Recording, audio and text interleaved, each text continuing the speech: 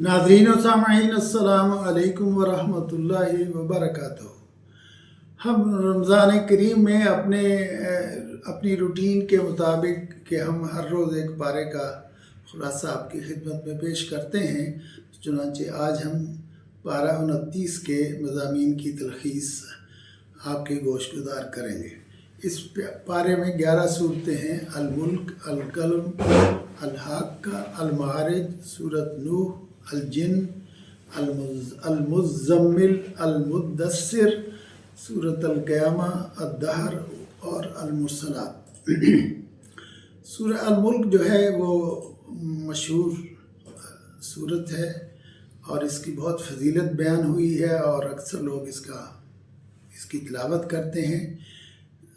सुनन तिरमिज़ी की एक रवायत है कि बाद सहाबा ने एक जगह खैमा लगाया और वहाँ उन्हें किसी कब्र का निशान नज़र नहीं आया, लेकिन बाद में उन्हें वहाँ सूरह अल-मुल्क पढ़ने की आवाज़ आई तो यानी कब्र से, तो वो आप सल्लल्लाहु अलैहि वसल्लम के पास ले गए और ये हालात आपको बताए तो आपने कहा सूरह अल-मुल्क जो है ये जहन्नम के अज़ाब से बचाने वाली है और कब्र के अज़ाब से बचाने वाली है।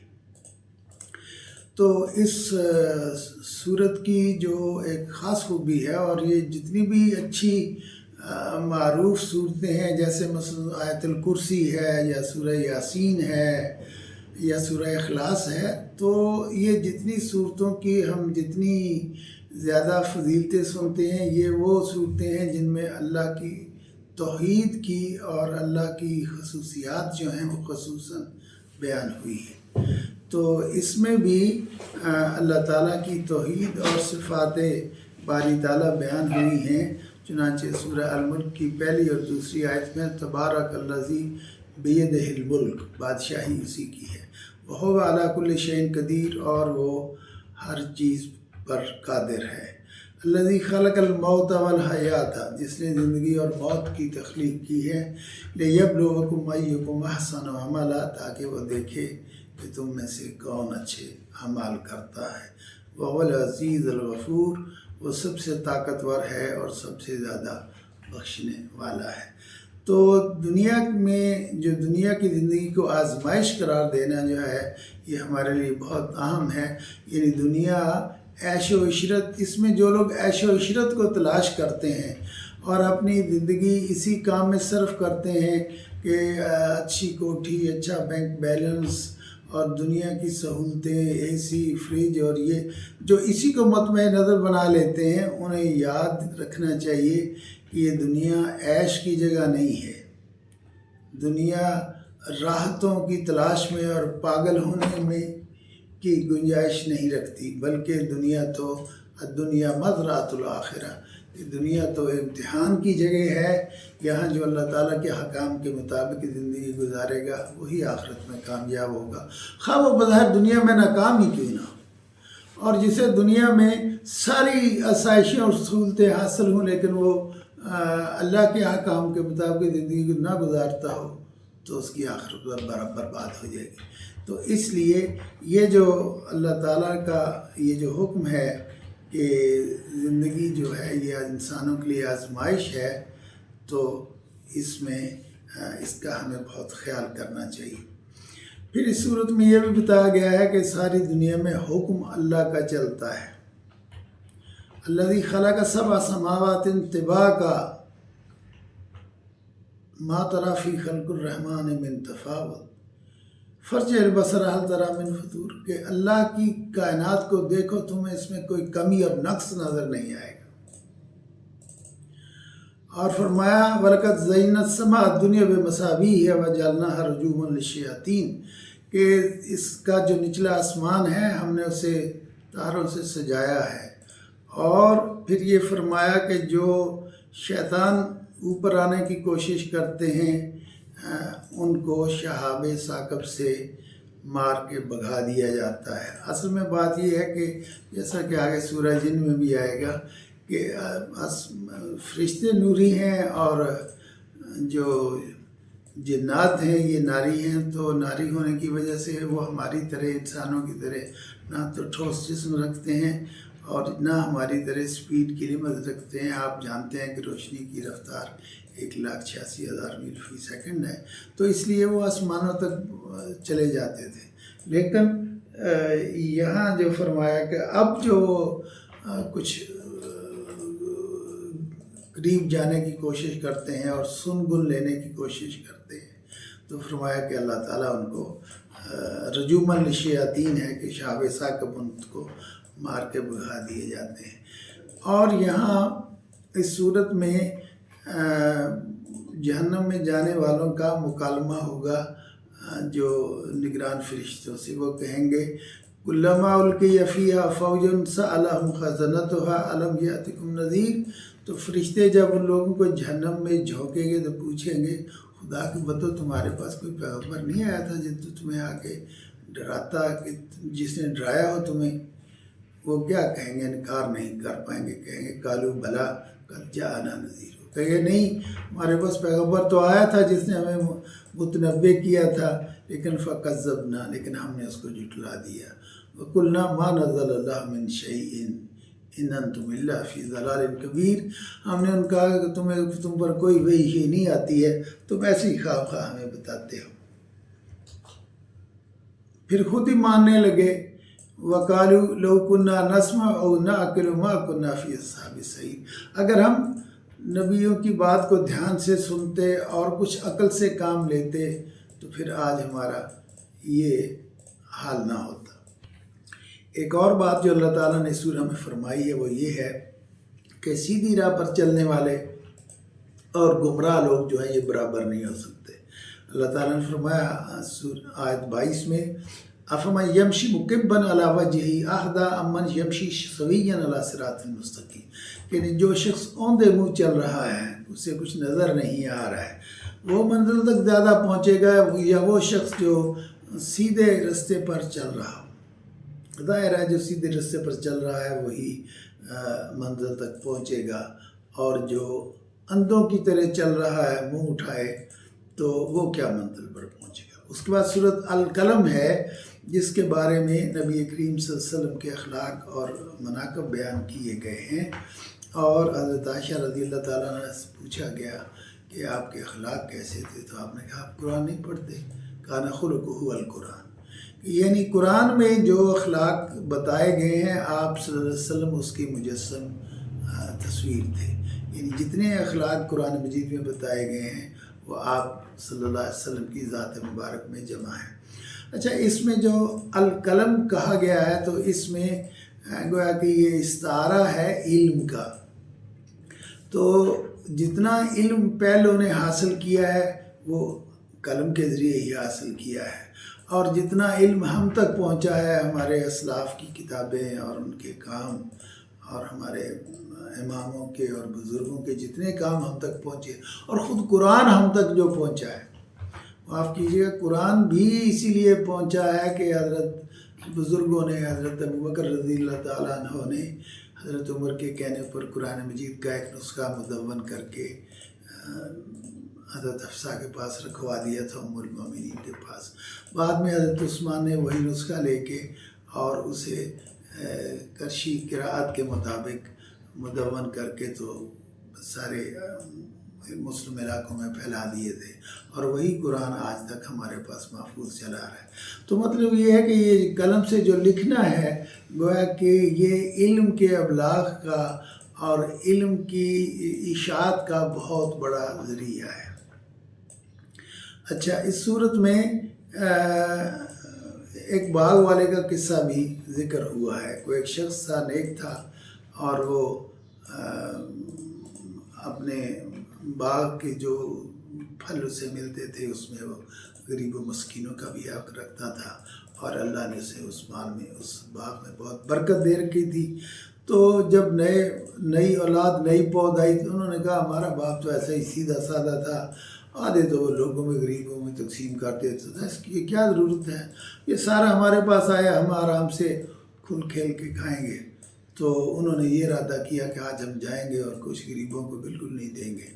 تو جب صبح جا کے وہاں دیکھا تو میدان چٹیل پڑا تھا اور باغ کا نام و نشان نہ تھا.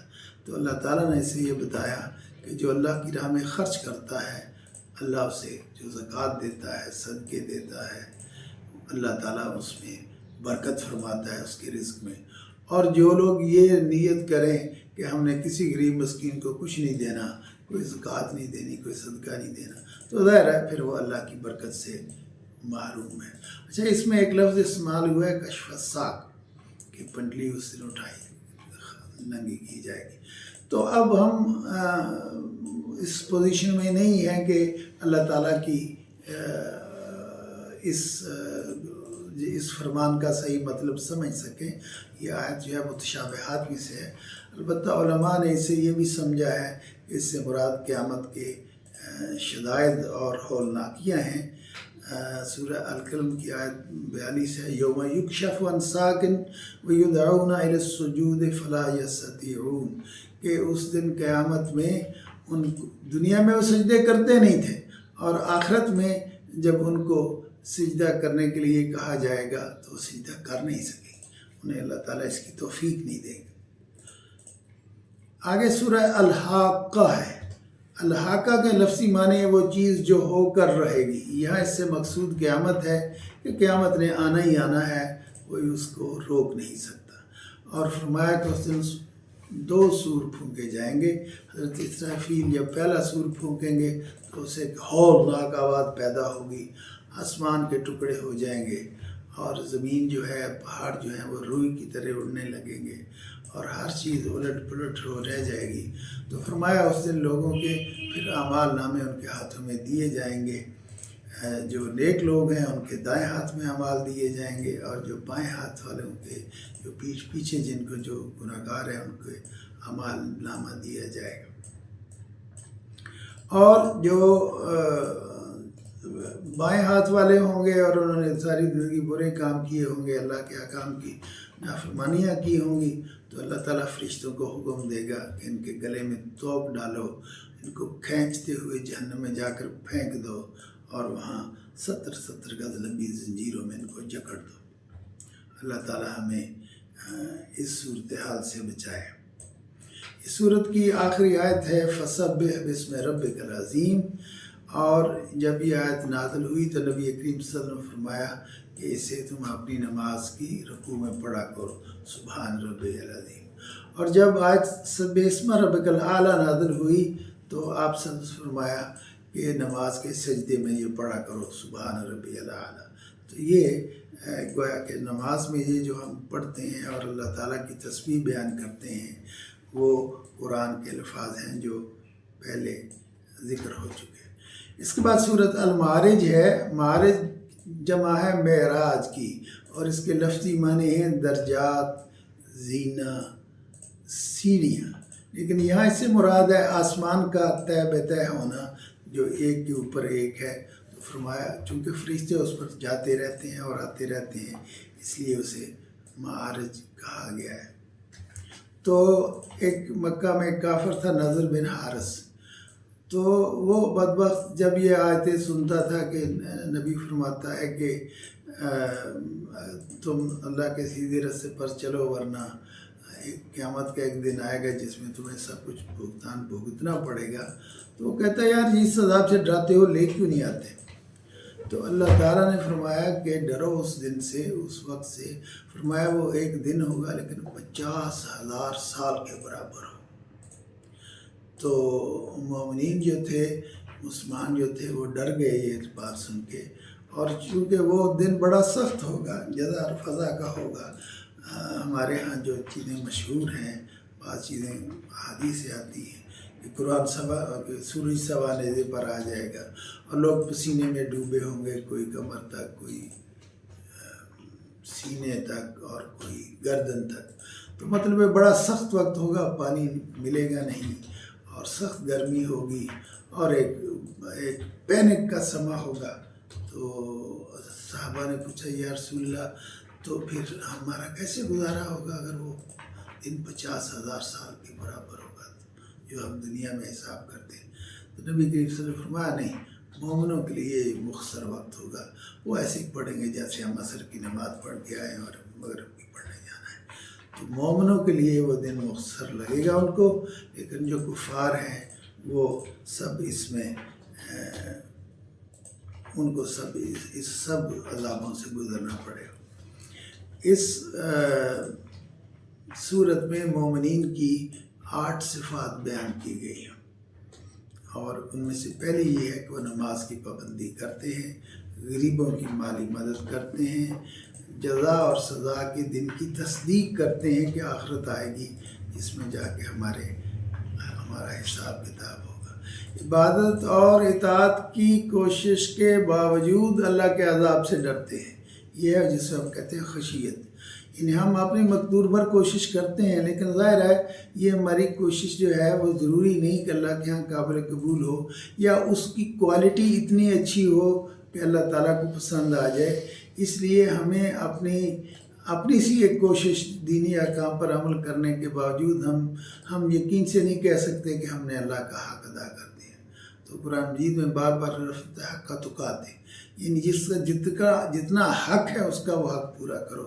تو چونکہ مسلمان جو ہے وہ کوشش تو کرتا ہے لیکن اسے یہ یقین نہیں ہوتا، اس لیے اللہ تعالیٰ نے فرمایا کہ جو مسلمان ہیں وہ جزا اور سزا کے دن کی تصدیق کرتے ہیں اور عبادت اور اطاعت کرنے کے باوجود اللہ کے عذاب سے ڈرتے رہتے ہیں اور اس سے معافی مانگتے ہیں۔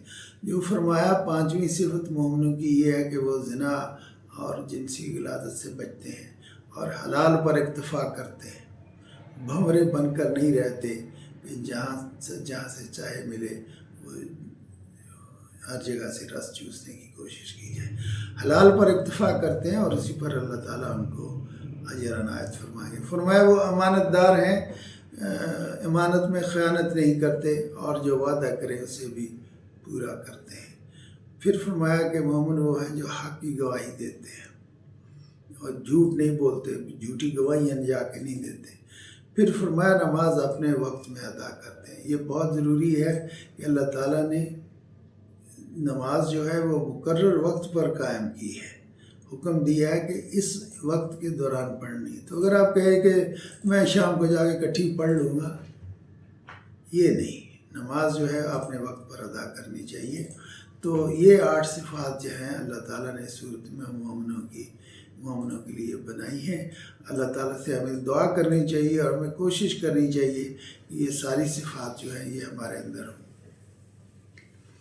ایک اور بات جو اللہ تعالیٰ نے اس صورت میں فرمائی ہے وہ یہ ہے کہ اگر تم غفلت سے کام لوگے، تساہل سے کام لوگے اور اللہ تعالیٰ کی عبادت اور اطاعت کا حق ادا نہیں کریں گے تو اللہ تمہارے بجائے دوسری قوم کو پیدا کر دے گا جو یہ کام اچھے طریقے سے کریں گے۔ آج بھی ہم دیکھتے ہیں کہ ہم جو نسلی مسلمان ہیں وہ بہت سے کوتاہیوں میں مبتلا ہوتے ہیں، اور جو نو مسلم ہوتے ہیں وہ بڑے جوش اور جذبے سے اللہ کے دین کی اور اللہ کے احکام پر عمل کرتے ہیں۔ تو ہمیں بھی اللہ تعالیٰ کے احکام پر جوش اور جذبے سے ہی عمل کرنا چاہیے اور غفلت اور تساہل سے کام نہیں لینا چاہیے۔ اس کے بعد اللہ تعالیٰ نے سورہ نوح نازل فرمائی ہے۔ اچھا، بعض آیات ایسی ہیں کہ بعض صورتیں ایسی ہیں کہ جن میں اسی ایک واقعے کو تفصیل سے بیان کیا جاتا ہے، جیسا کہ حضرت یوسف کا قصہ ہے پوری صورت میں، اور یہاں حضرت نوح علیہ السلام کے بارے میں یہ جو صورت ہے اس کا نام نوح ہے، اور یہ اس ساری میں حضرت نوح علیہ السلام ہی کے واقعات بیان ہوئے ہیں۔ یہاں یہ بات یاد رکھیے کہ اگرچہ حضرت آدم بھی اللہ کے پیغمبر تھے اور ان کے بعد بھی آنے والے بہت سے نبی آئے، لیکن نبی اور رسول میں فرق کرتے ہیں ہم۔ نبی وہ ہے جو اللہ کی طرف سے لوگوں کی رہنمائی کے لیے مبعوث کیا جاتا ہے، اور رسول وہ ہے جس کو نئی شریعت بھی دی جاتی ہے۔ تو یہ فرق ہوتا ہے نبی اور رسول میں کہ رسول جو ہے وہ صاحب شریعت ہوتا ہے اور نبی جو ہوتا ہے وہ ضروری نہیں کہ وہ صاحب شریعت ہو۔ تو آپ جانتے ہیں کہ حضرت نوح علیہ السلام وہ پیغمبر ہے جنہوں نے سارے پیغمبروں سے زیادہ محنت کی ہے اللہ تعالیٰ کے دین کی اشاعت کے لیے، اور انہوں نے 950 سال تبلیغ کی ہے، اور اس کے باوجود بھی جو لوگ ان کے ہاں مسلمان ہوئے ہیں کوئی ان کی تعداد 40 بتاتا ہے اور کوئی ان کی تعداد 80 بتاتا ہے. تو آپ تصور کیجئے کہ ایک آدمی 950 سال محنت کرے اور اس کے نتیجے میں 40 یا 80 آدمی مسلمان ہوں، تو یہ کتنا تھوڑا نتیجہ ہے اور بظاہر اتنی پریشانی کی بات لگتی ہے. لیکن اللہ تعالیٰ نے استقامت عطا فرمائی حضرت نوح علیہ السلام کو، اور وہ ساری عمر لگے رہے. تو اس کا مطلب یہ ہے کہ پیغمبر کے کامیاب ہونے کی یہ کوئی گارنٹی نہیں ہے، یا یہ کوئی صورت نہیں ہے کہ لازمی پیغمبر کو دنیا ساری مان لے اور وہ بادشاہ بن جائیں اور دنیا کی ہر نعمت ان کو حاصل ہو جائے. ایسا نہیں ہے. حضرت نوح علیہ السلام نے 950 سال محنت کی تو صرف چند گنتی کے چند آدمی مسلمان ہوئے. تو پیغمبر ہر صورت میں کامیاب ہوتے ہیں. پیغمبر کا بنیادی کام ہوتا ہے اللہ تعالیٰ کا پیغام بندوں تک پہنچا دینا. تو حضرت نوح علیہ السلام نے ساری عمر لگائی اور اپنا پیغام جو تھا اللہ تعالیٰ کا وہ دوسروں تک پہنچا دی. حضرت ایک اور بات جو اللہ تعالیٰ نے فرمائی، حضرت نوح علیہ السلام نے اللہ تعالیٰ کی ہدایت پر جو اپنی قوم کو بات کی کہ میں صرف آخرت کی بات ہی نہیں کر رہا کہ اگر تم مسلمان بنو گے تو آخرت میں تمہیں کامیابی ملے گی، میں کہتا ہوں تمہیں دنیا میں بھی خوشحالی نصیب ہوگی. چنانچہ وہ الفاظ دیکھیے جو نوح میں سورہ 10-13 میں بیان ہوئے، فَقُلْتُ اسْتَغْفِرُوا رَبَّكُمْ، میں کہتا ہوں کہ اللہ سے استغفار کرو، اِنَّهُ كَانَ غَفَّارًا، وہ تمہارے گناہ بخش دے گا. يُرْسِلِ السَّمَاءَ عَلَيْكُمْ مِدْرَارًا، تم پر مسلسل بارش ہوگی. وَيُمْدِدْكُمْ بِأَمْوَالٍ بَنِينَ، اور وہ تمہیں بہت زیادہ مال عطا کرے گا، بہت زیادہ اولاد عطا کرے گا. وَيَجْعَلْ لَكُمْ جَنَّاتٍ وَيَجْعَلْ لَكُمْ أَنْهَارًا، اور تمہارے لیے جنت میں تمہیں آخرت میں داخل کرے گا جس میں نہریں بہتی ہوں گی. مَالَكُمْ لَا تَرْجُونَ لِلَّهِ وَقَارًا. تو تمہیں اچھا، سورہ نوح سے ہم کچھ بعض نتائج حاصل کر سکتے ہیں. ایک تو یہ کہ رسول کی ذمہ داری حق پہنچا دینا ہے، وہ کسی کو زبردستی مسلمان نہیں کر سکتا. ورنہ حضرت نے 950 سال کی تو ظاہر ہے ایمان لانے والوں کی تعداد زیادہ ہونا چاہیے تھی، لیکن پیغمبر کے بس میں نہیں ہے. دائی حق ساری زندگی اشاعت دین میں لگا رہے اور لوگ نہ مانے تو بھی وہ کامیاب ہے. اعتبار تعداد کی قلت و کثرت پر نہیں. اگر حضرت نوح کی 950 سالہ دعوت کے باوجود صرف 80 افراد مسلمان ہوئے تو یہ ان کی کامیابی ہے، ناکامی نہیں ہے. حق کا انکار وہی کرتے ہیں جو دنیاوی آسائشوں کے عادی ہوں، جاہ و مال کے حریص ہوں اور خواہشات نفس کے غلام ہوں. بھلے لوگ نہیں ہوتے، سلیم الفطرت لوگ نہیں ہوتے. دائی مخاطبین کے لیے ہمدردی اور دل سوزی رکھتا ہے. تو آپ دیکھیے نا، آپ تھکے نہیں ہیں 950 سال تک دعوت کا کام کر کے. اور پھر اتمام حجت ہو گئی تو پھر انہوں نے بد دعا کی. اس سے پہلے انہوں نے بد دعا بھی نہیں کی، برداشت کرتے رہے، صبر سے کام رہے. لیکن اتمام حجت کے بعد جب پیغمبر بد دعا مانگتا ہے تو پھر اللہ تعالیٰ قبول فرما لیتا ہے، اور خدا کے اس فیصلے کو کوئی طاقت روک نہیں سکتی. آپ کے بیٹے نے کہا تھا، آپ نے کہا تھا بیٹا آ جاؤ کشتی میں سوار ہو جاؤ، تو اس نے کہا پہاڑی ساتھ ہے، میں تیر کے پہنچ جاؤں گا. نہیں، پھر اس سے بچ کوئی نہیں سکتا. اور اللہ تعالیٰ اپنے نیک بندوں کو اس طرح کی ابتلا جب ہوتی ہے تو اس سے محفوظ کر لیتا ہے. قرآن مجید میں آتا ہے کہ مثلا حضرت لوط علیہ السلام بھی ان کو کہا گیا کہ تم ان لوگوں کو لے کے چلے جاؤ. اسی طریقے سے حضرت نوح علیہ السلام کے بارے میں فرمایا کہ جو نیک لوگ ہیں تمہارے گھر کے یا دوسری، اور سب کو کشتی میں سوار کر لو جو وہ محفوظ رہے. تو مطلب یہ ہے کہ اللہ تعالیٰ ان کو محفوظ رکھتا ہے. اس کے آگے سورہ الجن ہے، اور اس کا نام جن اسی لیے ہے کہ اس میں جنات کا ذکر آتا ہے. تو جیسا کہ پہلے میں ذکر کر رہا تھا کہ پہلے جنات جو تھے وہ آسمان سے خبریں لایا کرتے تھے. اب جب ان پر پابندی لگی اور شہاب ثاقب ان کو مارے گئے جب وہ قریب پھٹکنے کی کوشش کرتے ہیں، تو پھر انہوں نے سمجھا کہ ضرور دنیا میں کوئی ایسا واقعہ ہوا ہے جس کو اللہ تعالیٰ محفوظ رکھنا چاہتا ہے ہماری اس میں کسی پیش رفت سے. تو وہ دنیا میں پھر کے دیکھنے لگے. تو جب اس علاقے میں جا رہے تھے تو نبی کریم صلی اللہ علیہ وسلم طائف سے واپسی پر نخلا کے مقام پر جو قرآن پڑھ رہے تھے تو کچھ جنوں نے اسے سنا اور انہوں نے کہا کہ خاموش رہو، یہ بہت اہم بات معلوم ہوتی ہے۔ تو پھر انہوں نے سنا اور وہ ایمان لے آئے، اور پھر وہ واپس گئے اور جا کے انہوں نے اسلام کی تبلیغ کی۔ انہوں نے کہا یہ وہ قرآن ہے، یہ اللہ کی وہ کتاب ہے جو اس سے پہلے ہم نے حضرت موسیٰ علیہ السلام سے سنی تھی۔ تو اس طریقے سے جنوں کے جو واقعات ہیں، اس سے پتہ چلتا ہے کہ آپ صلی اللہ علیہ وسلم انسانوں کی طرف بھی مبعوث کیے گئے تھے اور جنوں کی طرف بھی مبعوث کیے گئے تھے۔ اور یہ بھی دیکھیے کہ اللہ تعالیٰ نے جہاں انسانوں کی ذمہ داری مقرر کی ہے، یعنی ان کا زندگی کا مقصد بتایا ہے، وہاں انسانوں کے ساتھ جنوں کو بھی شریک کیا ہے۔ وَمَا خَلَقْتُ الْجِنَّ وَالْإِنسَ إِلَّا لِيَعْبُدُونِ۔ تو اس سے پتہ چلتا ہے کہ فرشتے جو ہیں وہ معصوم ہیں۔ اسی طریقے سے جانور جو ہیں، پرندے جو ہیں، یعنی نباتات اور جمادات ہیں جیسے پتھر ہیں، مطلب یہ لوگ جو ہیں یہ مکلف نہیں ہیں، ان سے اللہ تعالیٰ آخرت میں حساب نہیں لے گا۔ لیکن جن اور انسان دو ایسی مخلوق ہیں جو مکلف ہیں اور جن سے ان کے کیے کا حساب لیا جائے گا۔ اگرچہ ہمیں نظر نہیں آتے وہ، چونکہ وہ ناری مخلوق ہے اور ہم جو ہیں وہ مٹی سے بنے ہوئے ہیں، تو ہماری بنت میں اور ہماری کنسٹرکشن میں، یعنی بنیادی طور پر ایک دوسرے سے ہم ٹھوس جسم رکھتے ہیں، وہ ٹھوس جسم نہیں رکھتے۔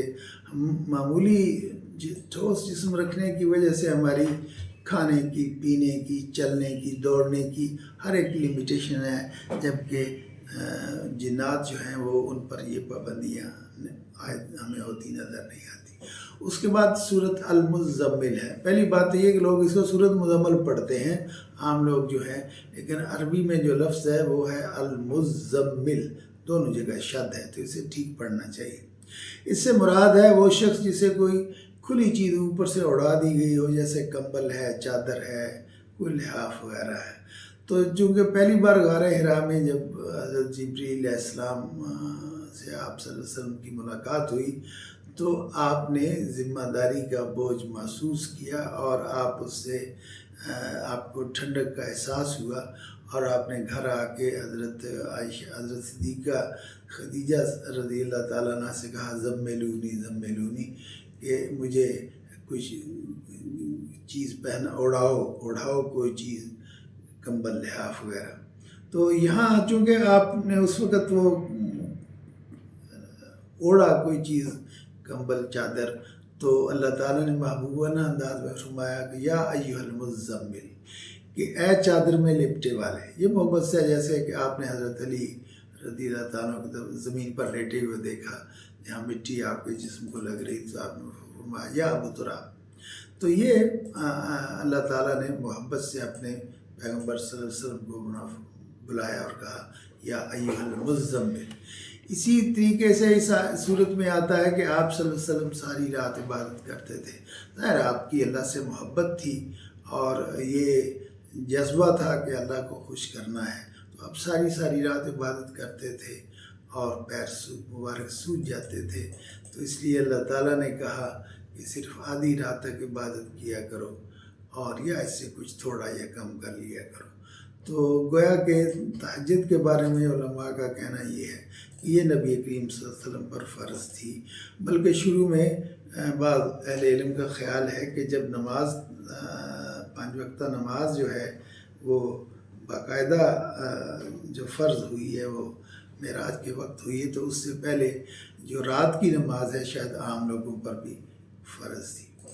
اس کے بعد صورت ہے المدثر۔ یہ بھی اس کا تلفظ بھی عام طور پر لوگ مدثر پڑھتے ہیں، اور لوگوں کے نام بھی مدثر ہوتے ہیں۔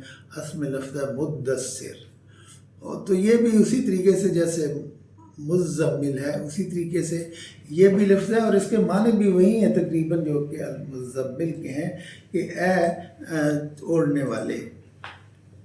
تو یہ بھی محبت ہی کا ایک اظہار ہے۔ تو اس صورت میں یہ بتایا گیا ہے آپ صلی اللہ علیہ وسلم کو، چونکہ پہلی وہی جو تھی وہ اتنی بوجھل آپ پر ثابت ہوئی کہ پھر اللہ تعالیٰ نے کچھ عرصے بعد وہی نہیں اتاری تاکہ آپ صلی اللہ علیہ وسلم جو ہے وہ اس کے متحمل ہونا شروع ہو جائیں۔ دوبارہ جو وہی ہے وہ پھر المدثر کی صورت میں نازل ہوئی، یہ قرآن کی دوسری صورت ہے۔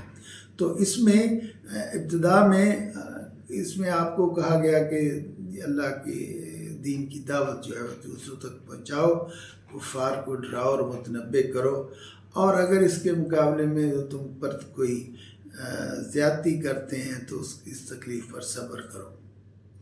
اس کے بعد یہ صورت جو ہے یہ مجرموں اور مخالفوں کو قیامت کے سخت عذاب سے ڈراتی ہے۔ اس میں آیت نمبر 11 میں نبی کریم صلی اللہ علیہ وسلم کا ایک بدترین دشمن تھا، ولید بن مغیرہ، جو قرآن کو سحر اور جادو کہتا تھا اور کہتا تھا کہ جس چیز سے ہمیں تم ڈراتے ہو وہ ہمیں لا کیوں نہیں دیتے۔ تو اللہ تعالیٰ نے فرمایا کہ اتنی دیدہ دلیری کی ضرورت نہیں ہے۔ فرمایا ذرنی ومن خلقت وحیدا، چھوڑو میں اس آدمی سے نمٹ لوں گا، اسے میں نے ہی بنایا ہے۔ وجعلت له مالا ممدودا، اسے یہ مال میں نے ہی دیا ہے۔ وبنین شہودا، اور آل اولاد بھی اسے میں نے ہی دی ہے۔ ومہدت له تمہیدا ثم یطمع ندیدا، فرمایا یہ ساری نعمتیں جو میں نے اس کو دی ہیں، اس کو وہ سمجھتا ہے کہ اس کو اور زیادہ دی جائیں۔ کلا انہ کان لآیاتنا عنیدا، نہیں وہ تو ہماری آیات کا انکار کر رہا ہے، ہٹ درمی کر رہا ہے۔ سأرہقہ صعودا انہ فکر وقدر فقتل کیف قدر ثم قتل کیف قدر۔ تو مطلب یہ ہے کہ یہ آدمی جو ہے یہ ہمارے عذاب سے کیسے بچے گا، یہ اپنے آپ کو اس کا مستحق بنانے پر تلا ہوا ہے۔ پھر اس میں قیامت کے دن جو ہے وہ مکالمہ ہے، جو جہنم کے داروغے جو ہیں، جو فرشتے وہاں مقرر ہیں، ان میں جو مکالمہ ہوا تھا، اور اہل جہنم میں وہ جو فرشتے ہیں جہنم میں وہ کہیں گے کہ تمہیں کس چیز نے اس عذاب میں مبتلا کیا، تو تم نے کیا چیز ہے جو تمہیں کرنے کو کہا گیا تھا تم نے نہیں کیا۔ تو انہوں نے 4 چیزیں کہی، بلکہ اس سے بھی زیادہ۔ انہوں نے کہا کہ پہلی بات تو یہ کہ ہم نماز نہیں پڑھتے تھے۔ اب ہمارے لوگ جو ہیں ہمیں ڈرنا چاہیے اللہ کے احکام کی نافرمانی سے۔ پاکستان میں نمازیوں کی ایک اندازاً یہ ہے کہ 8-9% لوگ نماز پڑھتے ہیں۔ یہ بہت بری بات ہے، بہت ہلاکت میں ڈالنے والی بات ہے۔ نماز جیسا فرض میں کہتا ہوں کس مسلمان کو نہیں پتا، خواہ وہ چٹا ان پڑھ ہی کیوں نہ ہو، چٹا ان پڑھ ہی کیوں نہ ہو، اسے بھی پتا ہے کہ نماز فرض ہے۔ تو یہ ہماری بدبختی ہے کہ ہم یہ جاننے کے باوجود کہ اللہ نے ہم پر نماز فرض کی ہے، ہم نماز نہیں پڑھتے۔ دیدہ دلیری ہے، ڈٹائی ہے۔ تو فرمایا کہ جہنم میں جانے والے کہیں گے کہ ہم نماز نہیں پڑھتے تھے، ہم مسکینوں کو کھانا نہیں کھلاتے تھے، اور ہم اہل علم سے کج بحثی کرتے تھے، گمراہی کی حمایت کرتے تھے، اور ہم قیامت کا انکار کرتے تھے۔ کوئی آخرت نہیں آئے گی، آئی بھی تو جیسے ہم دنیا میں کھاتے ہیں، پیتے ہیں، عیش کرتے ہیں، ہمیں ہر طرح کی سہولت حاصل ہے، آخرت میں بھی ایسا ہی ہو۔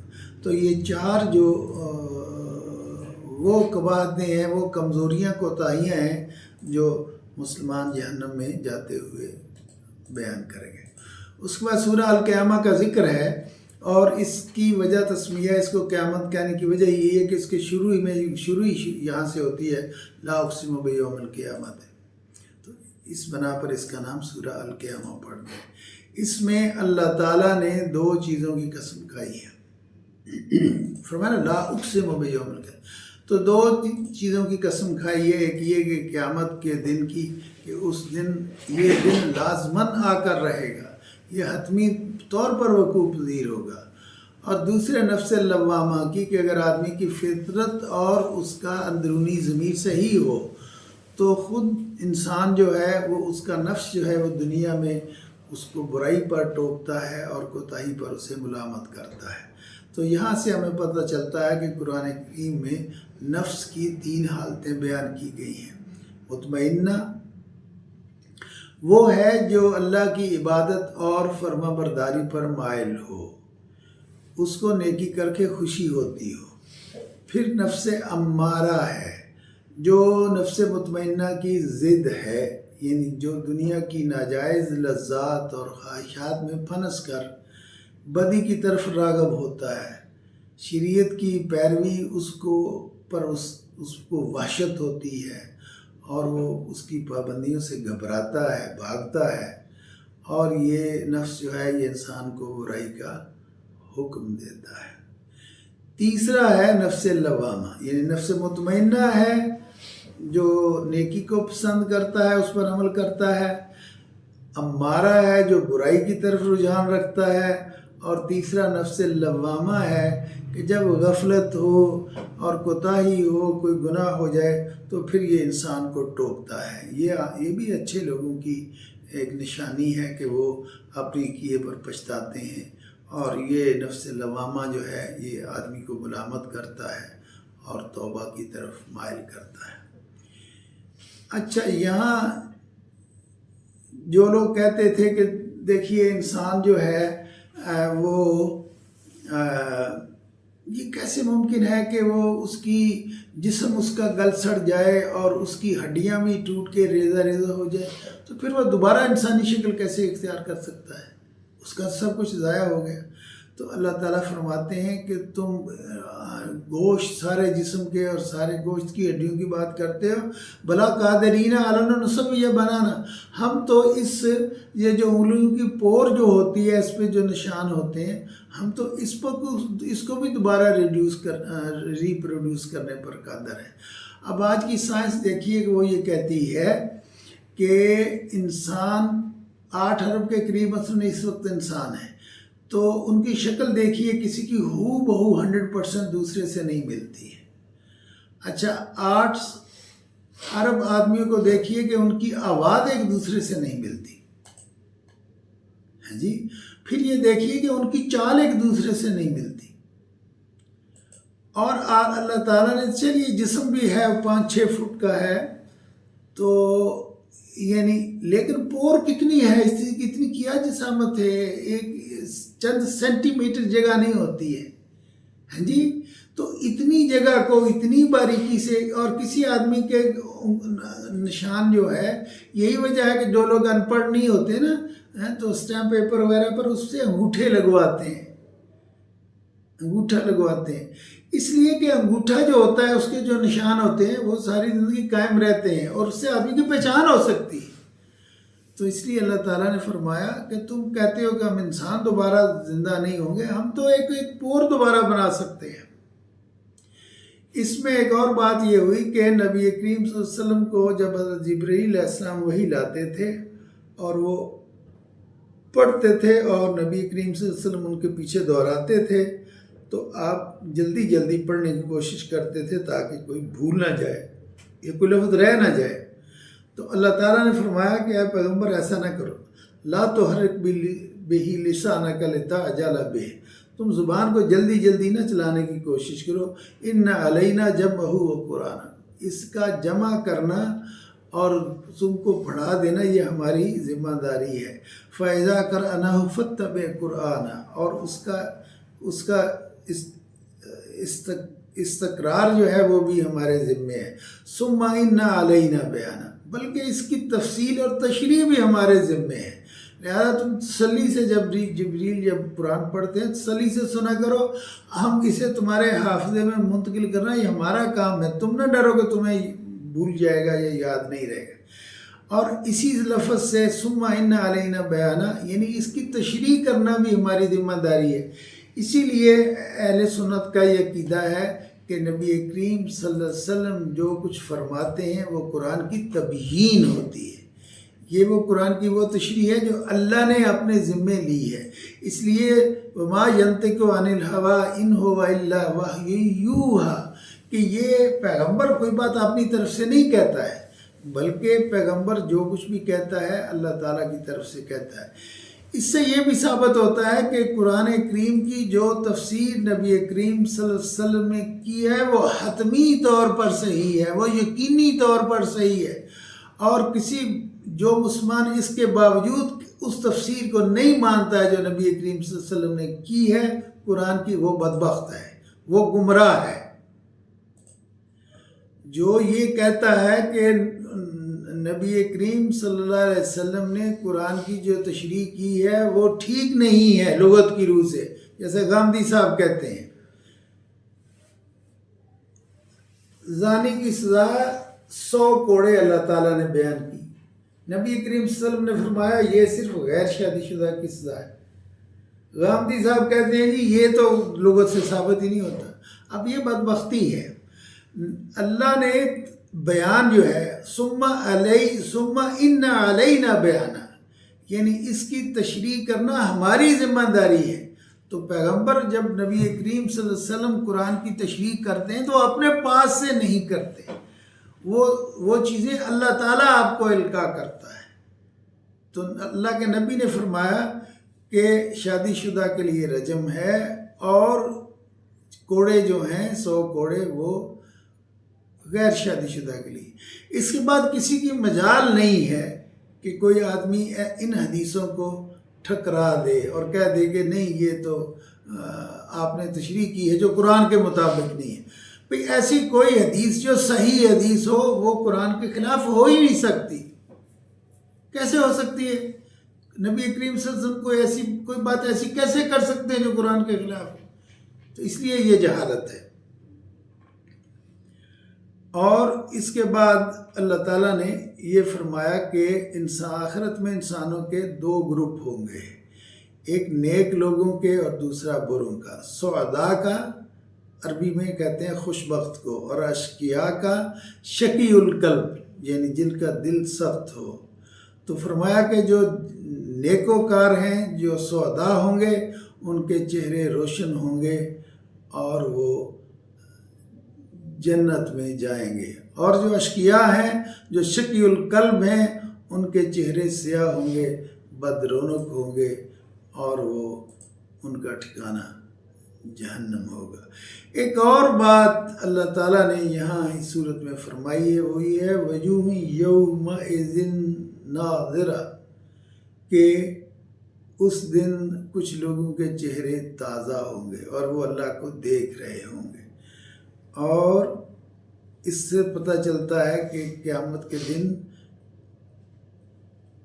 سب جو لوگ مسلمان جو ہوں گے، جو مومن ہوں گے، وہ اللہ تعالیٰ کو دیکھیں گے۔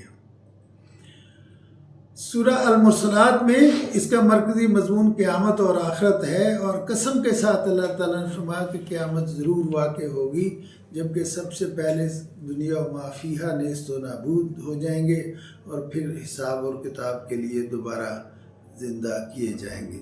جو لوگ اللہ کو جھٹلائیں گے، اس کے رسولوں کی تکذیب کریں گے، وہ جہنم میں داخل ہوں گے اور ہر طرح کا عذاب اور دکھ برداشت کریں گے، جبکہ مومنین جو ہیں وہ سرسبز باغات میں ہوں گے، خوشگوار چشمے نہریں بہتی ہوں گی، اور وہ راحت اور لطف اٹھائیں گے، اور جو چیز چاہیں گے ان کو ملے گی۔ اللہ تعالیٰ سے دعا ہے کہ وہ ہمیں قرآن حکیم کو پڑھنے، اسے سمجھنے، اس پر عمل کرنے کی توفیق عطا فرمائے۔ وآخر دعوانا الحمدللہ رب العالمین۔ میں نے آخری 3 صورتیں